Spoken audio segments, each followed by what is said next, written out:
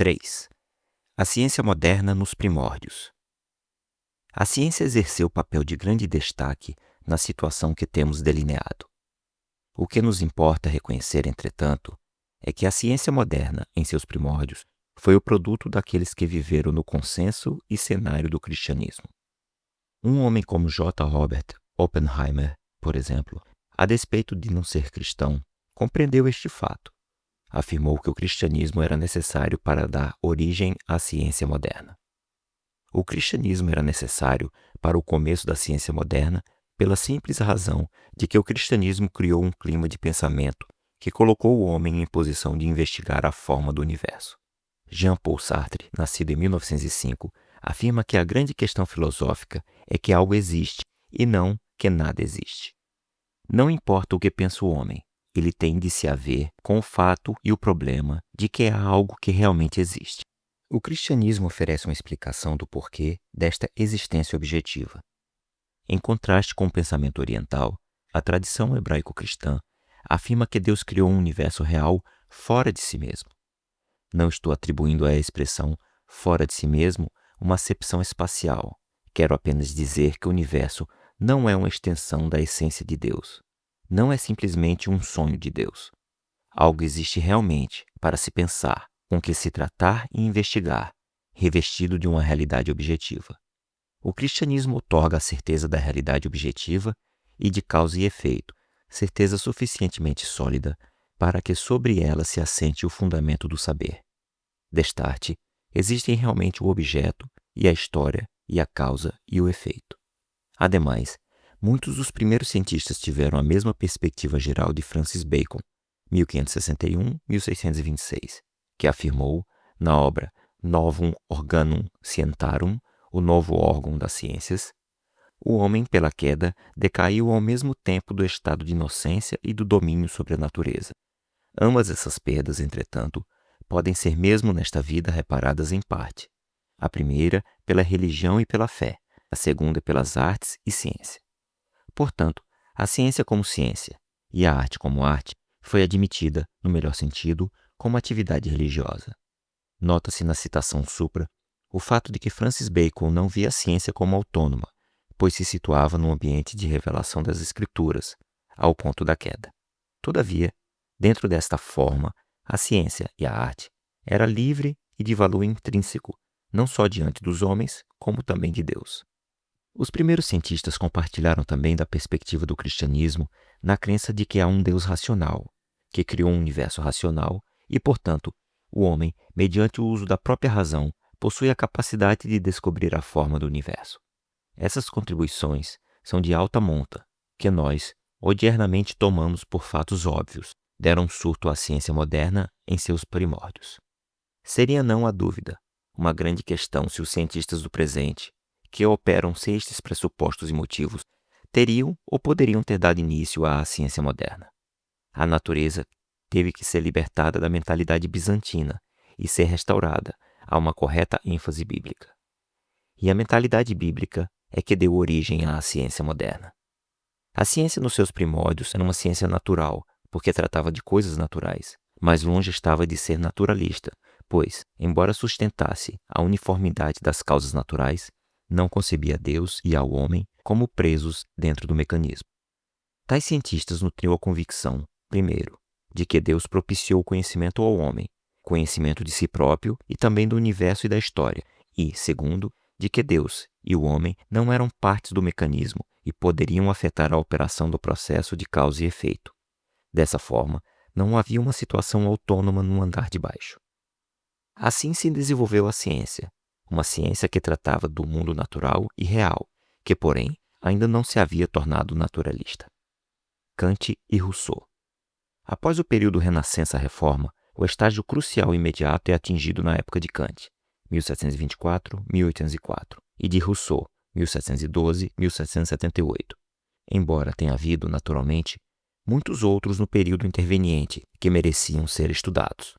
Quando se chega ao tempo de Kant e Rousseau, o senso de autonomia, derivado do que foi de Tomás de Aquino, já se encontra plenamente desenvolvido.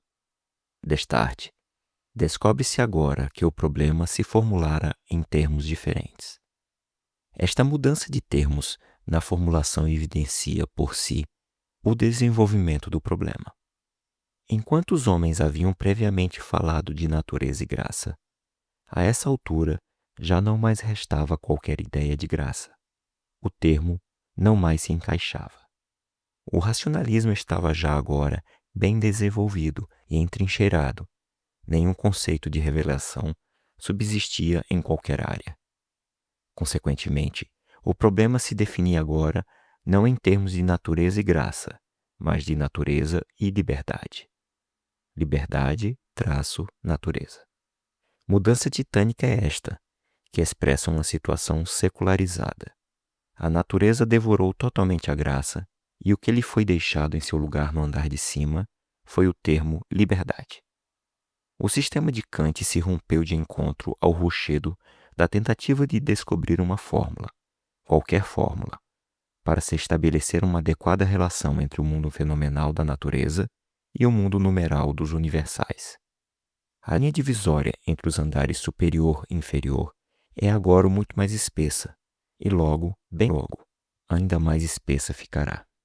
Chegados a este ponto, verificamos que a natureza é agora, em verdade, tão completamente autônoma que o determinismo começa a emergir.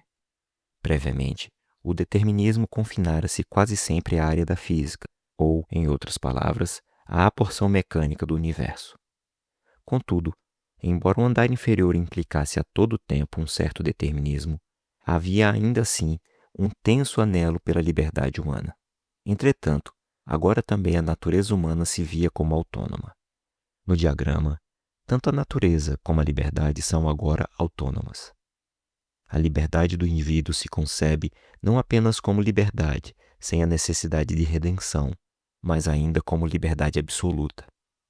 A luta pela preservação da liberdade é sustentada por Rousseau em alto grau. Rousseau e quantos o seguem, mercê de sua literatura e arte, expressam uma decidida rejeição da civilização como o elemento que restringe a liberdade humana. É o surto do ideal boêmio. Sentem a pressão no andar inferior do homem, reduzido a simples máquina. A ciência naturalista se torna um peso muito grande, um inimigo esmagador. Começa-se a perder a liberdade. Daí, os homens que ainda não são realmente modernos e, por isso, ainda não aceitaram o fato de que são meras máquinas, começam a abominar a ciência. Anseiam por liberdade, ainda que essa liberdade não se revista do real sentido, e assim, a liberdade autônoma e a máquina autônoma se defrontam face a face. Que é a liberdade autônoma? É a liberdade em que o indivíduo é o centro do universo. Liberdade autônoma é a liberdade sem restrições. Portanto, logo que o homem começa a sentir o peso da máquina a oprimi-lo, Rousseau e outros esconjuram e praguejam, por assim dizer, a ciência que lhes ameaça a liberdade humana. A liberdade que advogam é autônoma, em que nada há a restringi-la.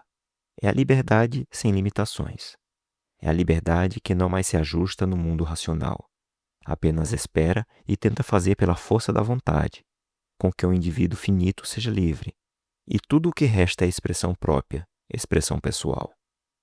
Para apreciarmos a significação desse estágio de formação do homem moderno, devemos lembrar que até nesta data as escolas de filosofia do Ocidente, a partir da era dos gregos, tinham 3 importantes princípios em comum. O primeiro é que eram todas racionalistas. Com isto, queremos dizer que o homem começa absoluta e totalmente de si mesmo, coleciona a informação a respeito dos particulares e formula os universais. Este é o sentido próprio do termo racionalista, e é nesta acepção que uso a palavra neste livro. Segundo, todas criam no racional. Este vocábulo não se relaciona com o termo racionalismo. Agiam firmadas no pressuposto de que a aspiração humana pela validez da razão era bem fundada. Pensavam em termos de antítese. Se algo fosse verdadeiro, o oposto não o poderia ser. No campo da moral, se um determinado preceito fosse certo, seria errado o preceito contrário. Isto é algo que se projeta recessivamente até onde pode alcançar o pensamento humano. Não há base histórica que fundamente a posição tomada em nossos tempos por Heidegger, de que os gregos pré-socráticos, anteriores a Aristóteles, pensavam de modo diferente. A propósito, essa é a única maneira pela qual o homem pode pensar. O ponto a ter-se em conta é que o único jeito mercê do qual se pode rejeitar o raciocínio em termos de antítese e do racional é com base no racional e na antítese. Quando alguém diz que pensar em termos de uma antítese é errado, o que está realmente fazendo é utilizar-se do conceito de antítese para negar a antítese. Deus nos fez assim e não há outra forma de pensar. Portanto, a base lógica dita clássica é que há não é não há. A compreensão do que está envolvido nessa metodologia da antítese e, de igual modo, o que está envolvido na sua rejeição é muito importante para o entendimento do pensamento contemporâneo. O terceiro elemento com que sempre sonharam os pensadores do campo da filosofia era o serem capazes de construir um todo unificado de conhecimento. Nos dias de Kant, por exemplo, os homens insistiam com tenacidade na esperança de alcançá-lo, a despeito da pressão contrária. Esperavam que, através do racionalismo conjugado à racionalidade, achariam uma resposta completa, resposta que abrangeria a totalidade do pensamento e a totalidade da vida. Com exceções ligeiras, esta aspiração marcou toda a filosofia até e durante os dias de Kant. A moderna ciência moderna. Antes de passarmos a focalizar Hegel, que representa o próximo estágio significante rumo ao homem moderno, desejo chamar a atenção, de modo sucinto, para a mudança que se operou no mundo das ciências em concomitância com a transformação no campo da filosofia que vimos considerando. Isto requer uma ligeira recapitulação. Os cientistas dos primórdios criam na uniformidade das causas naturais. O que não aceitavam era a uniformidade das causas naturais em um sistema fechado. Aquela pequena frase faz, entretanto, uma diferença enorme. Faz a diferença entre a ciência natural e uma ciência que tem suas raízes na filosofia naturalista. Faz toda a diferença entre o que eu chamaria de ciência moderna e o que eu designaria de moderna ciência moderna. É importante ponderar que isto não é uma falha da ciência como ciência. Antes, que a uniformidade das causas naturais em um sistema fechado se tornou a filosofia dominante entre os cientistas. Sob a influência da pressuposição da uniformidade das causas naturais em um sistema fechado, a máquina não apenas abrange a esfera da física, a tudo absorve agora. Pensadores mais antigos rejeitariam inteiramente esta maneira de ver. Leonardo da Vinci compreendeu o rumo que as coisas estavam tomando. Vimos já que ele percebeu que se começarmos racionalisticamente com a matemática, tudo o que se alcançará são particulares, e daí veremos tudo reduzido à expressão da mecânica. Havendo compreendido isso, ele se apegou à busca do universal. Contudo, na fase a que chegamos agora em nosso estudo, o andar inferior autônomo devorou inteiramente o superior. Os modernos cientistas modernos insistem na unidade total dos dois andares, o inferior e o superior, desaparecendo destarte o superior. Nem Deus nem liberdade não mais aí subsistem. Tudo está na máquina. Na ciência, a significativa mudança ocorreu, portanto, como uma decorrência da alteração na ênfase da uniformidade das causas naturais à uniformidade das causas naturais num sistema fechado. Uma coisa para notar-se cuidadosamente acerca dos homens que tomaram esta direção e, com isso, atingimos o dia presente, é que estes homens ainda insistem na unidade do conhecimento.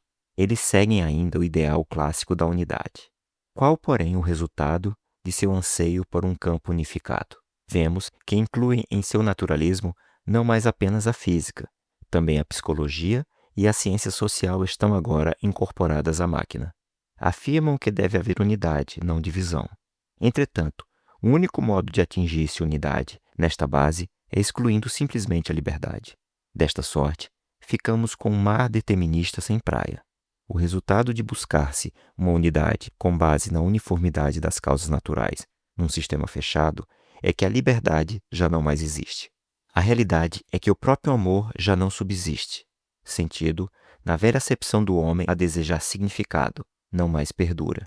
Em outras palavras, o que realmente aconteceu é que a linha foi removida e posta acima de tudo, e no andar superior nada mais se encontra. Diagrama. Tudo cortado. Deus, liberdade, amor, sentido, moral, homem. Traço, sem cortes. Natureza, psicologia, física, determinismo, ciências sociais. A natureza, tornada autônoma, devorou tanto a graça como a liberdade. Um andar inferior autônomo devorará sempre o superior. A lição é esta: quando quer que façamos tal dualismo e comecemos a estabelecer uma seção autônoma embaixo, o resultado é que o inferior devora o superior. Isso se tem dado, vez após vez, nestes últimos séculos. Se tentamos manter artificialmente as duas áreas separadas e suster como autônoma uma das áreas somente, logo a autônoma abarcará a outra.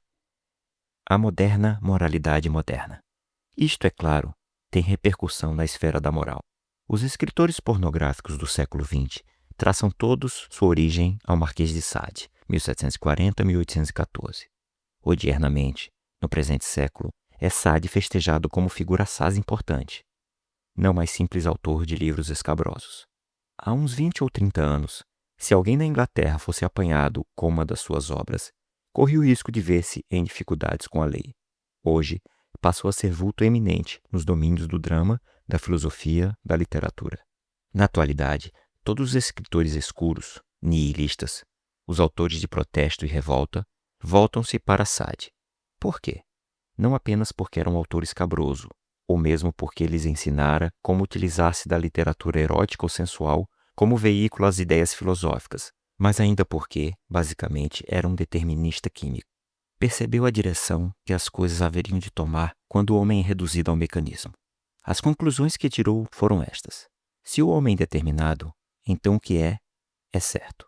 Se a vida em seu todo é apenas um mecanismo, se isso é tudo o que há, então a moral na realidade não importa. Não é nada mais que uma palavra para designar a expressão sociológica. É apenas um meio de manipulação acionado pela sociedade no bojo da máquina. O termo, a esta altura, é mera conotação semântica destituída de qualquer acepção moral. O que é certo. Isto nos leva ao segundo passo. O homem é mais forte que a mulher. A natureza assim o fez. Portanto, o macho tem o direito de fazer à fêmea o que lhe apraz. A ação por que Sade foi posto em prisão, tanto sobre a monarquia como sobre a república, tomar uma prostituta e vergastá-la para seu próprio prazer, era de natureza reta e própria. É disso que derivou o nosso termo sadismo. Contudo, cumpre não esquecer que o mesmo se relaciona com um conceito filosófico. O sadismo não é o simples prazer em torturar a alguém, fazê-lo sofrer. Implica em que o que é certo e o que a natureza decreta em plena força é totalmente próprio e justo. Individualidades como Sir Francis Crick, hoje, e mesmo Freud, em sua tese de determinismo psicológico, estão somente dizendo que o Marquês de Sade já nos afirmara: somos parte da máquina. Mas, se assim não há como fugir à formulação do Marquês de Sade. O que é certo. Estamos vendo como a cultura de nossa época leva a efeito o fato de que, se dissermos aos indivíduos por tempo suficiente que nada mais são do que máquinas, logo, bem logo, isto se lhes evidenciará no agir. É o que se vê em todos os níveis de nossa cultura toda, no teatro da crueldade, na violência das ruas, nos assassinatos nas áreas montanhosas, na morte do homem na arte e na vida. Coisas como estas, e muitas outras mais, resultam muito naturalmente do embasamento histórico e filosófico que nós estamos ocupando. Que está errado? De novo, há que retroceder à insatisfatória concepção da queda em Tomás de Aquino, que atribui a certas coisas uma estrutura autônoma. Quando se concebe a natureza como autônoma, logo acabará ela por devorar a Deus, a graça, a liberdade e, eventualmente, o homem. Por um pouco se pode apegar à liberdade nesse espectro, fazendo-se desesperado uso do termo liberdade, como o fizeram Rousseau e seus seguidores, mas essa liberdade se tornou, na realidade, não liberdade. Hegel. Atingimos agora o próximo estágio significativo após Immanuel Kant. Dissemos que havia três a que se ativeram a filosofia e o pensamento clássico: racionalismo, racionalidade e a esperança de um campo unificado do conhecimento. Antes de Hegel, 1770-1831, toda pesquisa filosófica se havia processado mais ou menos assim. Alguém fizera esforços por elaborar um círculo que contivesse o todo do pensamento e da vida. O próximo pensador disse que essa não era a resposta, mas ele próprio formularia a verdadeira expressão colimata. Então, após este, outro surgiu proclamando: falharam os predecessores, mas eu darei a solução. O imediato aparecer disse: não é assim, de jeito algum. a verdade é esta. E o seguinte exclamou: não. Não é de estranhar que o estudo da história da filosofia não produza alegria esfuziante. Contudo, no tempo de Kant, estavam exauridas as genuínas possibilidades racionais vistas sob o prisma racionalista. Partindo de pressupostos racionalistas, nessa época os andares superior e inferior tinham chegado a um estado de tão grande tensão que se encontravam na iminência de separarem-se do todo. Kant e Hegel são o portal ao homem moderno. Que disse Hegel? Argumentou que por milhares de anos tentativas se fizeram para achar uma resposta com base na antítese, e a nenhum resultado positivo se havia chegado. O pensamento filosófico humanista tentara apegar-se ao racionalismo, à racionalidade e a um campo unificado, mas falhara, não lograra êxito. Logo, concluiu ele, temos de procurar outra maneira de enfrentar o problema. O efeito a longo prazo desta nova forma de abordagem, proposta por Hegel, tem sido que os cristãos da atualidade não entendem seus filhos. Pode parecer estranho o fato, mas é real. O que Hegel mudou foi algo muito mais profundo do que simplesmente uma resposta filosófica em lugar de outra. Alterou as regras do jogo em duas áreas: na epistemologia, isto é, a teoria do conhecimento e os limites e validez do conhecimento, e na metodologia, quer dizer, o método mediante o qual tratar-se a questão da verdade e seu conhecimento. O que Hegel propôs foi o seguinte: não mais pensemos em termos de antítese. Pensemos antes em função de tese e antítese, a resposta constituindo sempre uma síntese. Procedendo assim, ele mudou inteiramente a contextura do mundo. A razão por que os cristãos não entendem a seus filhos é que estes não mais pensam nos moldes em que pensam seus pais. Não é simplesmente que eles logram respostas diferentes, a metodologia se alterou. Não é que o homem racionalista quisesse fazer essa mudança. Resultou ela do desespero, pois que, por centenas de anos, falhara o pensamento racionalista. Uma escolha foi feita e a opção constituiu em continuar sobre a égide do racionalismo às expensas da racionalidade. É verdade que Hegel geralmente é classificado como um idealista. Nutria ele a esperança de uma síntese que tivesse de certo modo alguma relação com a razoabilidade. Contudo, ele abriu a porta àquilo que é característico do homem moderno. A verdade como tal se passou à síntese, o tanto como, com seu relativismo, impera. A posição básica do homem em rebelião contra Deus é que o homem está no centro do universo, que o homem é autônomo e nisto reside sua rebeldia. Ele manterá seu racionalismo e sua rebelião, sua insistência na autonomia total ou em áreas parcialmente autônomas, mesmo que isto signifique que tenha de abrir mão da racionalidade. Kierkegaard e a linha do desespero. O vulto quem veio após Hegel, Kierkegaard, 1813-1855, é o real homem moderno porque aceitou o que o Leonardo e os demais haviam rejeitado. Ele abandonou a esperança de um campo unificado do conhecimento. A formulação havia sido, primeiramente, graça, natureza. Depois, liberdade, natureza. Agora se tornou fé, racionalidade. No diagrama que se segue, a linha é o curso do tempo. Os níveis superiores são os mais antigos, os inferiores, os mais recentes. Os degraus representam diferentes disciplinas. Filosofia, traço para baixo, Kant, traço para baixo, Hegel. A linha do desespero, traço para baixo, Kierkegaard. Existencialismo secular ou existencialismo religioso. Degraus, arte, música, cultura geral, teologia. Este novo modo de pensar se disseminou de três diferentes maneiras. Em primeiro lugar, difundiu-se geograficamente, da Alemanha para o exterior. Consequentemente, a Holanda e a Suíça o experimentaram antes da Inglaterra, e os Estados Unidos continuaram a pensar nos moldes prévios por muito mais tempo. Em segundo lugar, espalhou-se através de classes. A intelectual foi a primeira a ser afetada. A seguir, mediante os meios de comunicação às massas, passou a classe operária. Ficou apenas uma classe média que não foi tocada e que frequentemente ainda não o é.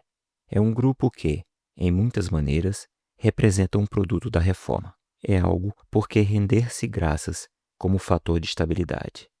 Entretanto, É comum os elementos deste grupo não compreenderem a base de sua própria estabilidade. Não têm noção de por que pensam nos moldes antigos. Continuam a agir por hábito e memória após haverem esquecido porque era válida a formulação de outrora. Não raro ainda pensam de maneira correta. Para eles, a verdade é a verdade, o direito é direito, mas já não sabem mais por quê. Destarte, como poderiam entender os filhos, criaturas do século XX, que pensam conforme o novo prisma, que não acham que a verdade é a verdade, nem que o direito é direito? A grande massa recebeu o novo modo de pensar através dos meios de comunicação sem analisá-lo.